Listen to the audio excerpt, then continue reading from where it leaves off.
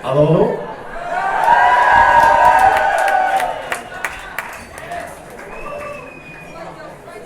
Diese Veranstaltung ist jetzt sehr spontan, muss ich zugeben. Tobias war es auch sehr, sehr wichtig, dass wir heute aber im angemessenen Rahmen mit euch sprechen. Die Idee ist, mit ihm Fragen zum neuen Album, was ja letzte Woche herauskam, zu sprechen. Wir werden das auf Englisch machen und ich werde diese Veranstaltung auch auf Englisch durchführen und hoffe, dass es mit euch okay ist. I just announced that we do this in English, as planned. Und nachdem wir fertig sind, ihr dürft übrigens auch Fragen stellen, wird es auch danach eine Autogrammstunde geben. Die einzige Bitte ist, wir sind viele Leute, das Interesse war riesengroß, freut uns wahnsinnig, dass dann Tobias später dann im Backstage-Bereich jeden Einzelnen, der ein Autogramm haben möchte, auch eins geben wird, aber dass wir das in geordneten Verhältnissen machen. Dazu komme ich aber später dann nochmal. Erst einmal nochmal, Tobias, welcome to Berlin.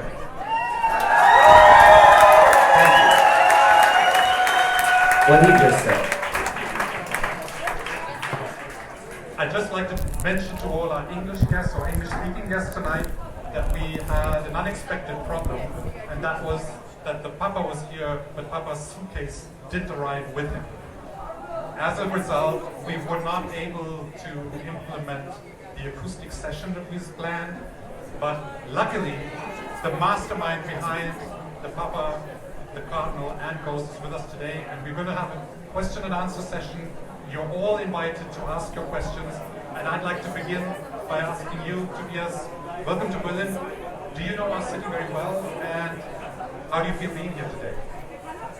I always like being here, but I actually don't know it very well. Every time as anyone visiting, I've seen, Kreuzberg, I've seen certain places, but I have a very hard time mapping it out. I still haven't just been here so many times, but at that venue, and then at that venue, and then at that venue, I've never spent like a consecutive, amount of time just really like go around and learn how to find my way around. I remember your first visit. Can you hear me better now? Right. Ghost played a gig in 2011 with In Solitude and other bands at the Festsaal, which is down the road from here. Yes. Fortunately, the club doesn't exist anymore. It's been a long road to the release to Prequel last week. How do you feel today about the record, about where Ghost is, and where you stand? I feel very tired. It's been a very hectic week. It's been a hectic spring, and thanks to Air France, we've been completely. This day has been quite tumultuous, but it's a release week.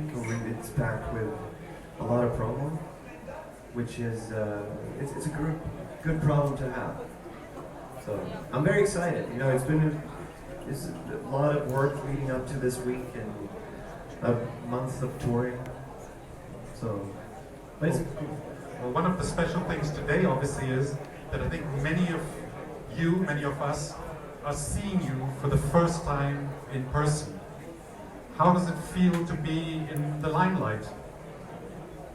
the longer I've spent out of it as a person, the less comfortable I feel with it, actually.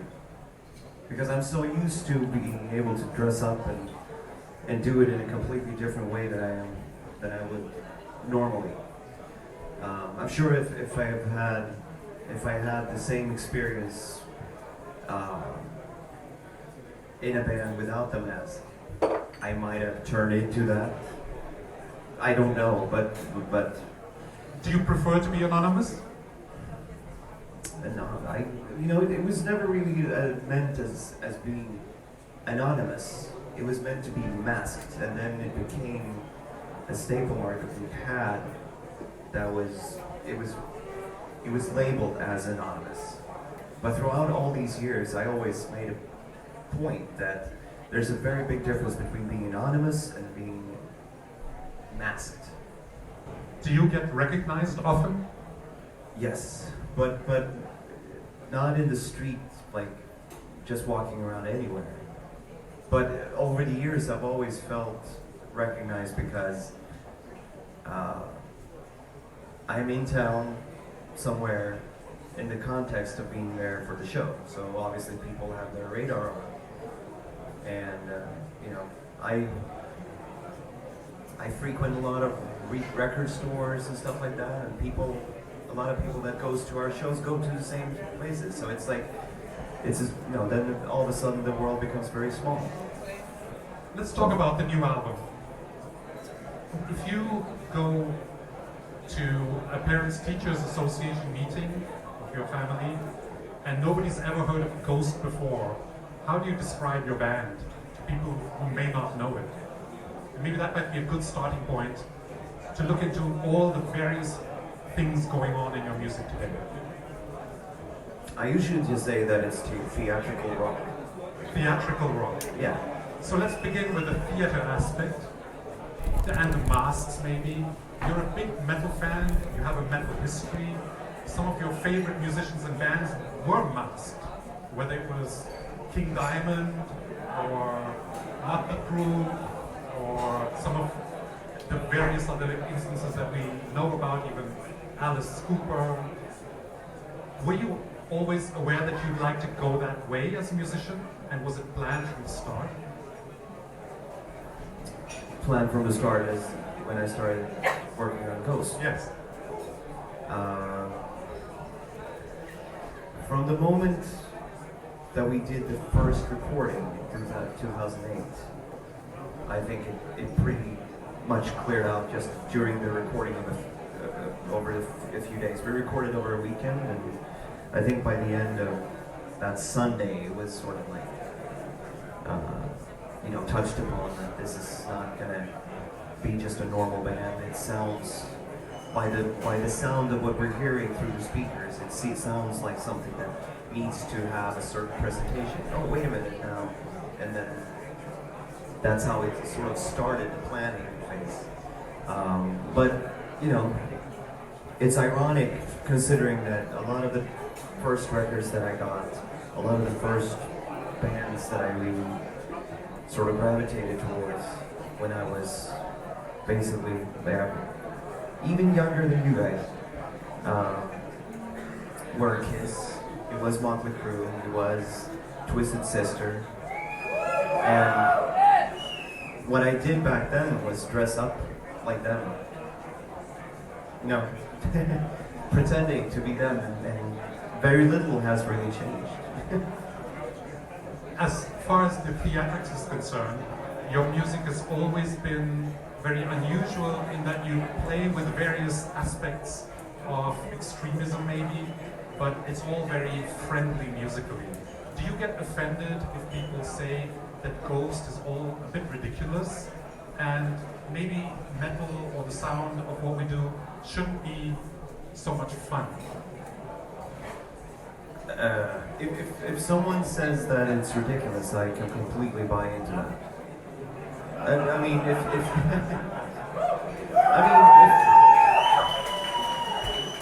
which is completely fine. But then if that is, if added on to that is that metal shouldn't be fun, then I think it's stupid. Like then I think it's wrong. I mean, I can sit and talk about that for hours, but I definitely think that a lot of the things that I've grown up listening to, even in the death metal sphere, a lot of the things that I liked in the like underground was very fueled by comedy. Even bands that in hindsight has been sort of re-steeped into a very serious shroud. Even Mayhem was very humoristic first, and then they became, you know, the dark band that you know that were But before that, they were. The Morbid that had Dead in it was super funny. Like it was a lot of comedy, and you know, I dread to say the word, but you know the band Tiamat, on their first record and before when they were called Tribulenka, it was all comedy, but they had corpse paint and they was, you know, all about Satan, but it was very humoristic. Which brings us nicely to Papa and the various incarnations of Papa. We're in his fourth incarnation now. He's become Nile. And I'd just like to know, what kind of a person is he? If you look at Papa Emeritus and also Cardinal Copia now, they seem to be people, and they seem to be people with characters.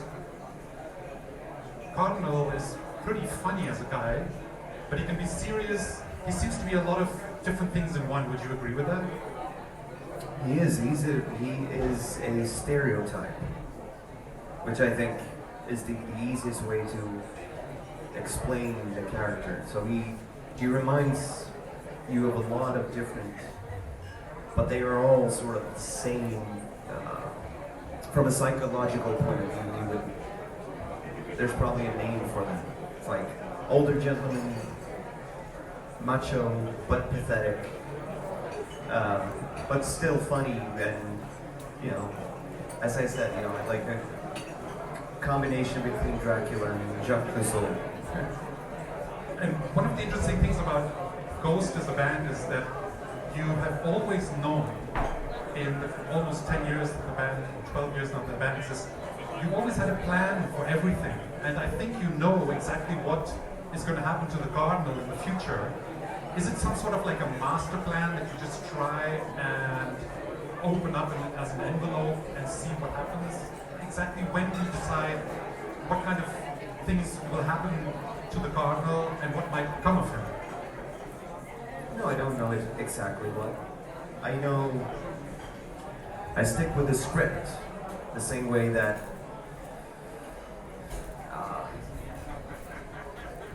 I'm sure that Cameron Crowe had a script for Titanic, so he knows basically that film starts with ship, ends with sunken ship. There's no way around that. You cannot like rewrite it. But then, as you film each and every sequence, there will always be an element of change because something might not look good. I didn't plan it for this today to be like that like this. But I'm sorry? Oh, good. Thank you. No, but that's the thing, you know, you have to learn how to roll with the punches. And, you know, Air France fucked our day up. And do you want to continue fucking every step of the way down? Like, you want to and change so that there is nothing, rather. And there's tons of decisions like that changes all the time. If I would regard our whole career with everything that we have done, and as from our records are usually the ones that, you know, have spent most time being scrutinized before it comes out. But even the records sometimes are works of conflicting schedules. And so it never really turns out the way you want. If I regard a lot of the things that we have done, I just see a lot of errors. I mean, if you like that clip and that clip, you should have seen the original idea. It was so much better. And, you know, we've done so many things. Did you ever see the Propaganda series? No. You saw that? Well, we did a part 3. And that part 3 was the funniest of all of them. It was like a perfect ending that led into the introduction of Papa 3. But the director of that sort of lost his shit mid-through and just basically erased the file. So we ended up we couldn't use it. And that screwed up the entire setup. So then you have to, you know, come up with something else. And it's usually quite quick. Let's talk about the music a bit. it appears that Ghost's music is getting ever more melodic. I know that melody is very important to you in all that you do. You were never really that excited to be a singer. Where do you see your role in Ghost currently? As a singer or as a songwriter? Or how is it to be described currently?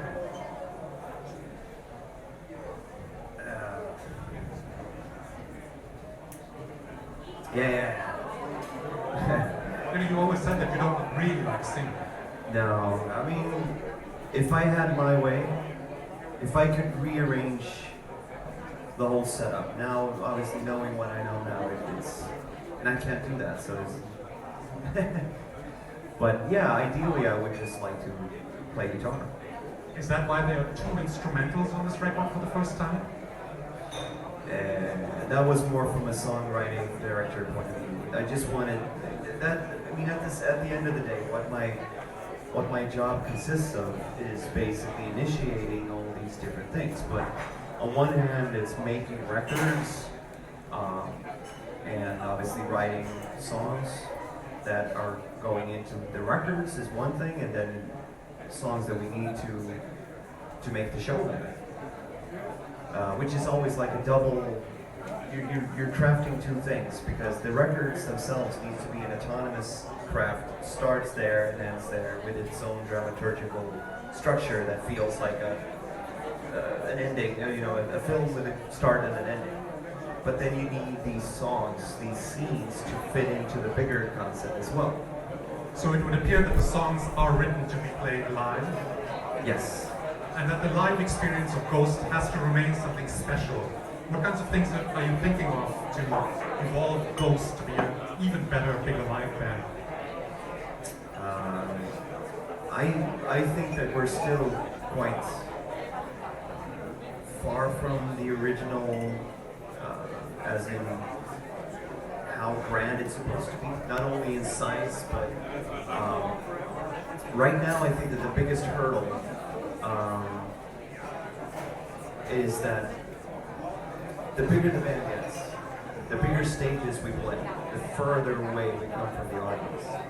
And that's just natural. I mean, we play places like this as well, which is fun and cool, but you can't do any production. So in order to do production, you need to be at a bigger stage, bigger set. And I've realized now, when we're in the prospects of planning a few arena tours, that sometimes the hardest thing is to create that paving from the stage to the crowd, so that you still have a certain level of intimacy, which basically means that you want to build a stage that sort of embraces people, and so you can reach out to people. But for all the people in the back, you still need to be elevated high up with a big font in the back.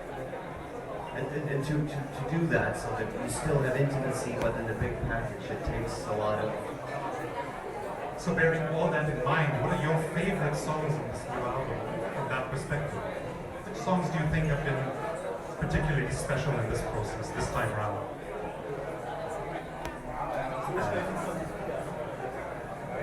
I can't really say, because each and every song on the record has its own special.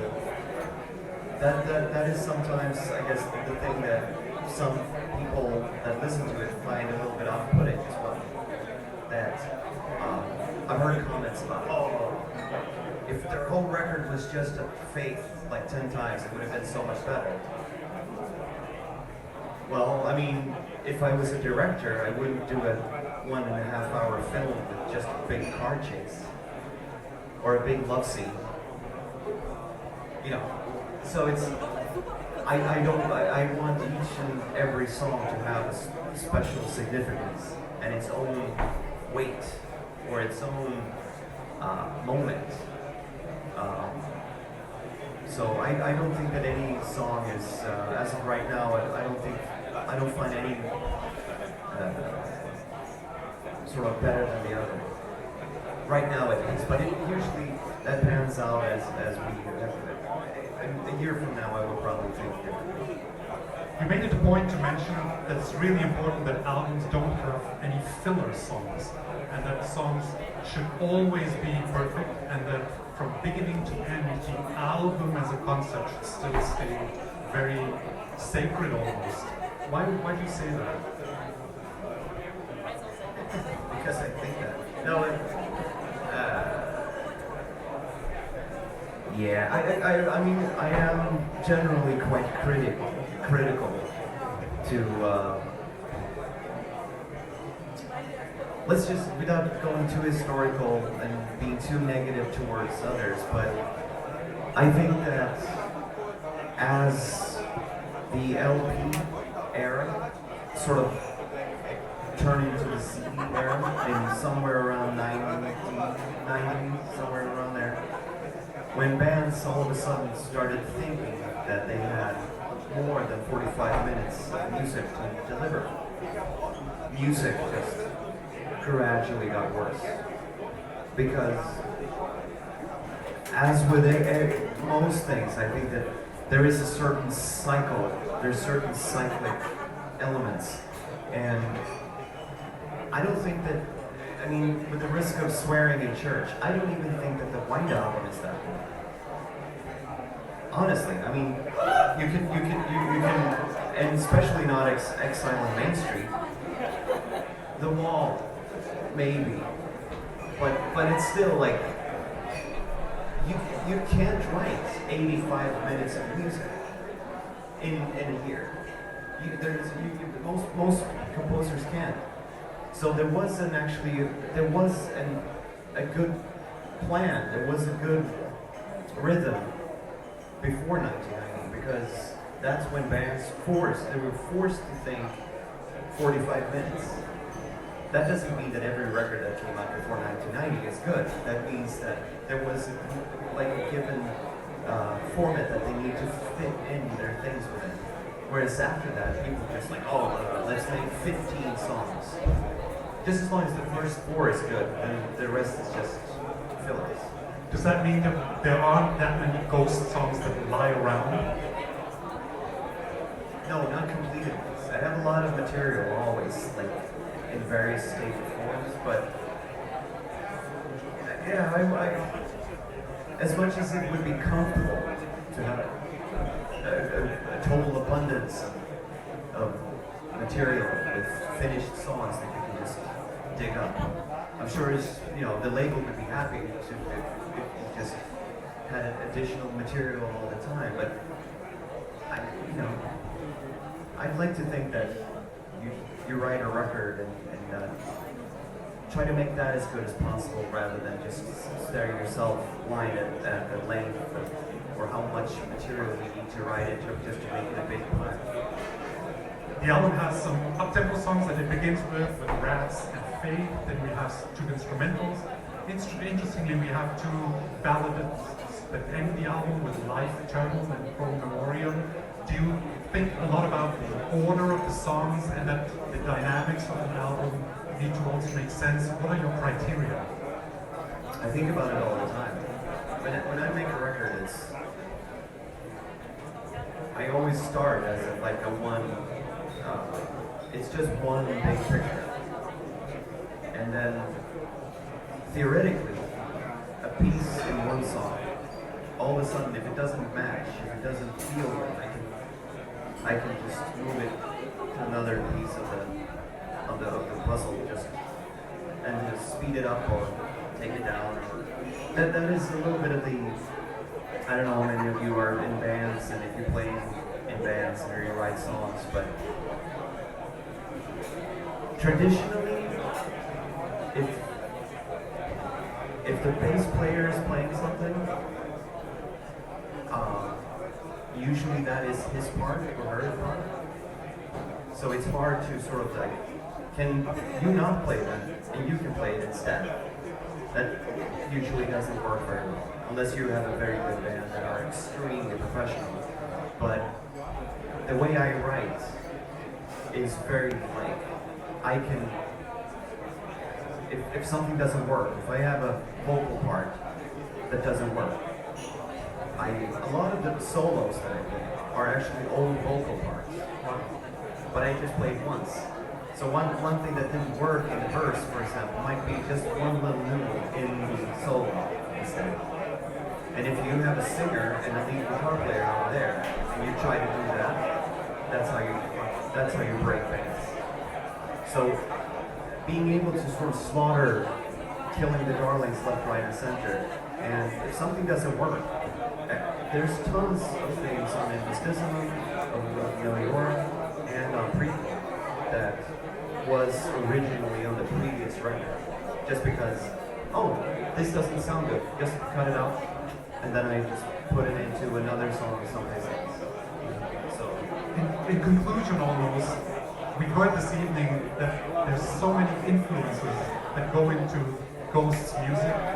There are elements of film we talked about, there are elements of theatrics that we talked about. Stylistically, this new album has metal elements, it has hard rock elements, it almost has folk elements, it has progressive rock elements, it has saxophone in it. In the video, you can be seen dancing ballet almost. I'd just like to conclude by asking you, what are the current styles of music that you get inspired by? And in summation, what was the biggest inspiration at the moment for you to sound the way you do on many of the songs? Because we've heard so much today about all the various things that you, as a fan of music, of theater, of film, let into your music. I'd just like to know, where do you stand? What is the most influential aspect of what kind of music right now that you say, that's what I'd like to translate into Ghost?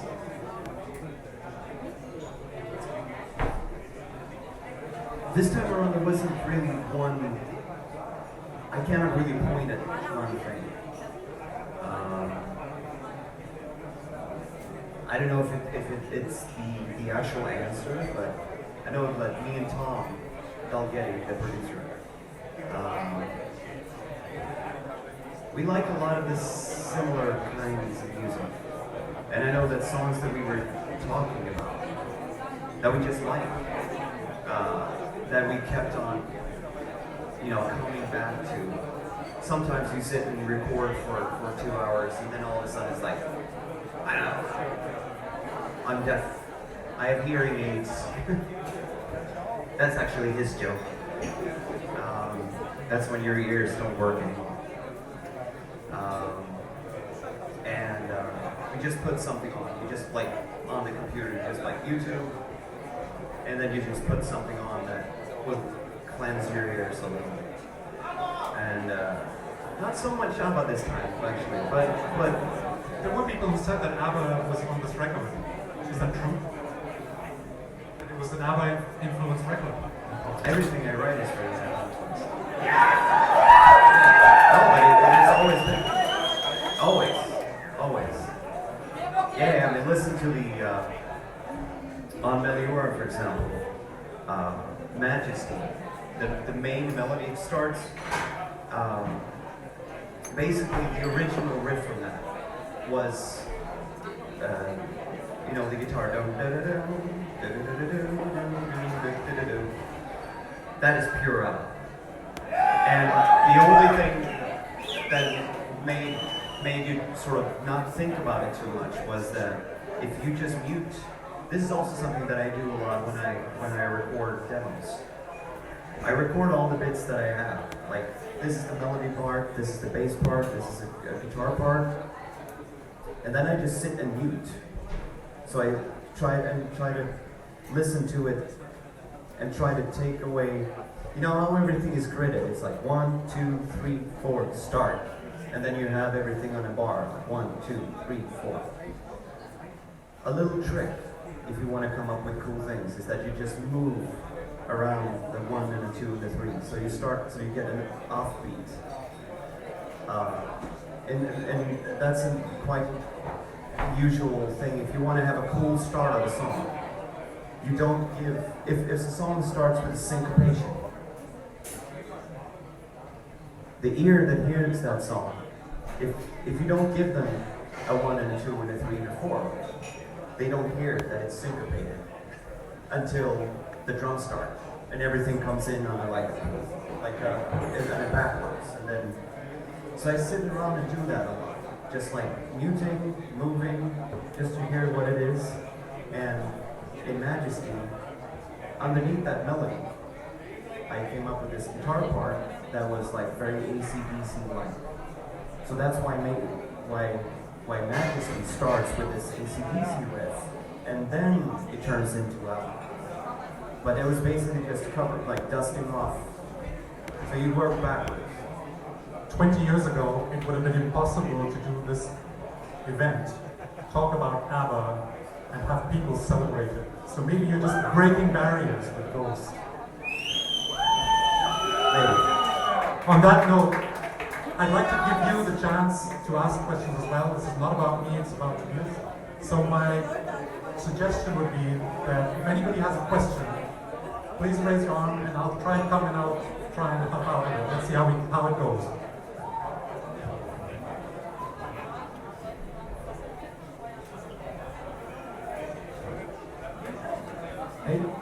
Hey, from a guitarist point of view. I'm sorry, what? From a guitarist point of view, yes. I'd like to know amps and guitars used for a new record.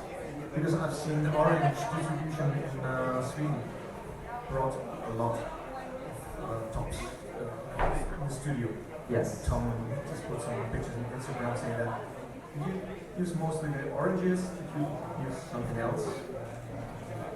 Throughout all the different records, there's been a lot of different, we sort of experiment, so it's not like a one go-to setup every time. There's usually an orange in there somewhere. The amp. But I like to mix things up, so you have a lot of different, but they might not be end up being in the mix. But if you're standing in the studio, the whole record is recorded.